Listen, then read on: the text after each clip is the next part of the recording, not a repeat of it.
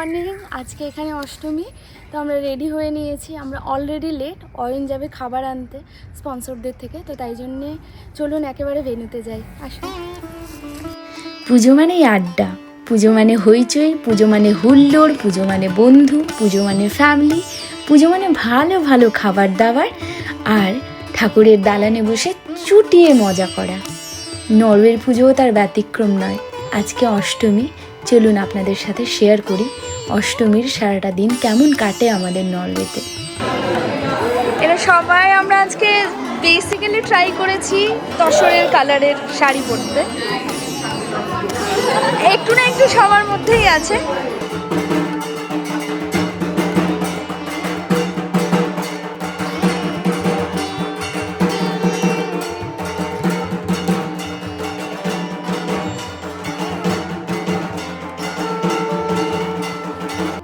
এই যা বলতেই ভুলে গেছি, পুজো মানে এখনকার দিনে প্রচুর প্রচুর ছবি তোলা আর অনেক অনেক রিলস বানানো। সব কিছুর ঊর্ধ্বে পুজো মানে অষ্টমীর অঞ্জলি, যেটার প্রিপারেশন আমরা অলরেডি শুরু করে দিয়েছি। দেখছেন কত মানুষ হয়েছে। যাই হোক, বাঙালির এটা একটা নস্টালজিয়া। তাছাড়াও পুজোর ঢাক আর কাশফুলও কিন্তু রয়েছে আমাদের নরওয়েতে। নমো ভূত প্রেত পিশাচেভ্য রক্ষভশ্চ মহেশ্বরী দেবেভ্য মনুষ্যভশ্চ ভয়েভ্য রক্ষমাং সদা। নমো সর্বমঙ্গল মঙ্গলে শিবে সর্বার্থ সাধিকে উমে ব্রহ্মাণী কৌমারী বিশ্বরূপে প্রসিদমি। নর্সক্লারের কারেন্সে, উনি হচ্ছেন নরওয়েজিয়ান ভাষার টিচার। ওনার অনেক বড় ইউটিউবের চ্যানেল আছে। উনি এখানে এসেছিলেন আমাদের পুজো দেখতে এবং উনি একজন স্পন্সর ছিলেন আমাদের পুজোর। তো উনি যেটা বলছিলেন, খুব এক্সাইটেড লাগছে ওনার যে উনি সবাইকে এত বিভিন্ন কালারফুল ড্রেসে দেখতে পাচ্ছেন এবং সবাই শাড়ি পরেছে। তো ওনারও খুব ইচ্ছে উনি নেক্সট টাইম যখন আসবেন উনিও একটা শাড়ি পরবেন আর আমাদের এই কালচারটাকে আরও কাছের থেকে উপভোগ করবেন। ওনার খুবই মজা হচ্ছে, এটাই অ্যাকচুয়ালি উনি বলতে চাইছিলেন। তো তার ফাঁকে আপনারা একটু নরওয়েজিয়ানটাও শুনে নিলেন, তাই তো?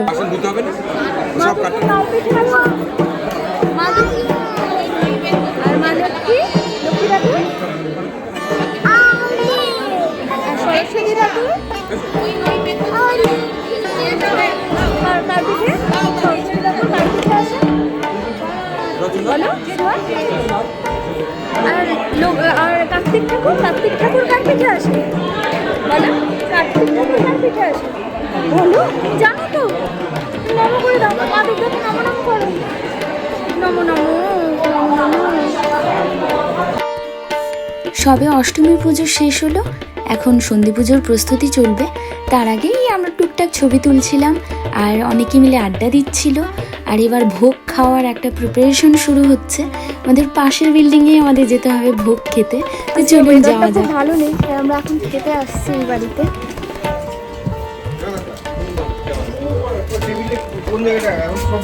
এই পুজোয় প্রচুর মানুষ আসেন এবং অষ্টমীর দিন স্পেশালি প্রচুর ভিড় হয়। বিভিন্ন জায়গার থেকে মানুষজন আসেন, অনেক দূরের দূরের শহরের থেকেও মানুষজন আসেন এবং তার একটা মুখ্য কারণ থাকে অবভিয়াসলি পুজোর অঞ্জলি, তারপর পুজোর ভোগ খাওয়া। তো এই পুজোর ভোগ বানানো কিন্তু একটা চ্যালেঞ্জ হয়ে যায়, এত মানুষের জন্য ভোগ বানানো। তাও আমাদের ক্লাবের যারা মেম্বার আছে, স্পেশালি মেয়েরা, ওরা নিজেদের মধ্যে কাজ ডিস্ট্রিবিউট করে বেশ অনেক দিনের প্রিপারেশান নিয়ে তারপর আলটিমেটলি পুজোর ভোগ বানায়।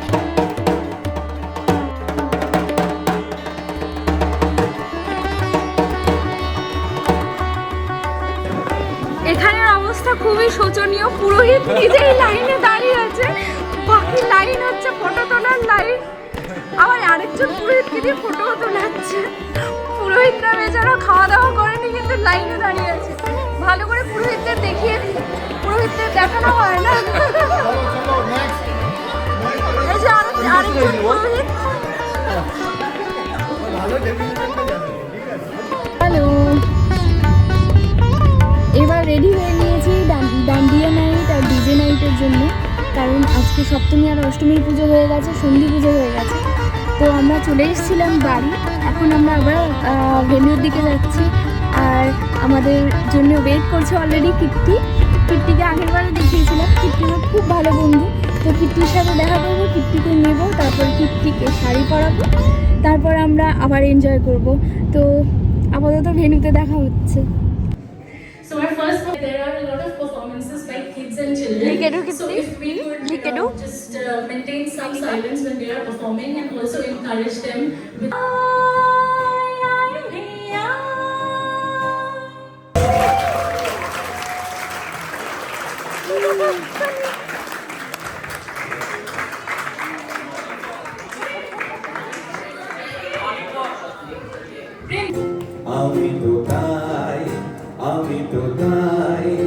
আমি তো তাই আনবো না জাদুঘর, যেখানে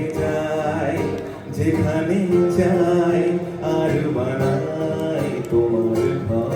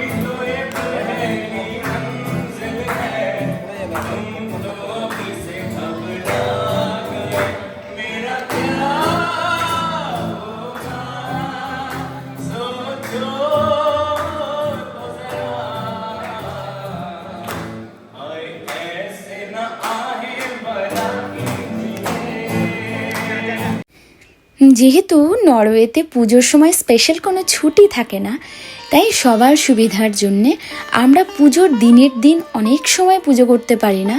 ম্যাক্সিমাম টাইমটা হয় শনি রবি, এই দুদিনেই আমরা পুজোটাকে শেষ করার চেষ্টা করি। তারপরে বাঙালিদের মন বুঝতেই পারছেন, বাড়াতে বাড়াতে সেটা এখন শুক্রবার এসেও পৌঁছেছে। মানে শুক্রবার রাত থেকে মোটামুটি আমাদের পুজোর আমেজটা ভালোভাবে তৈরি হয়ে যায়। শুক্রবার রাতে বাইরের থেকে শিল্পী আসেন, অবভিয়াসলি ইন্ডিয়ার থেকে। আর শনিবার দিন হয় অষ্টমী, শনিবার দিন বিকেলবেলার দিকে অষ্টমীর সন্ধি পুজো, আর রাত্রিরে হয় কালচারাল প্রোগ্রাম, যেটা আপনারা একটু আগেই দেখতে পেলেন। তারপর ছোট থেকে বড় 8 থেকে 80 বাচ্চা হয়ে ওঠার সময়, মানে এই সময়টা আমরা ডান্ডিয়া খেলি, কখনো কখনো গারবা হয়। গারবার তো আমরা বাঙালিরা খুব বেশি বুঝি না, বাট ওই আর কি নাচ।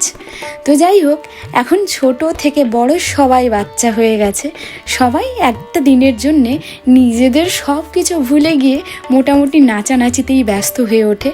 আর কীর্তি আমার বন্ধু বলছিলাম, ও যে পুজোটা এত ভালোবাসে, লাস্ট 2 বছর ধরে ও পুজোয় এসছে, ও মোটামুটি ওকে মনে হয় আমি হাফ বাঙালি করেই ছেড়েছি।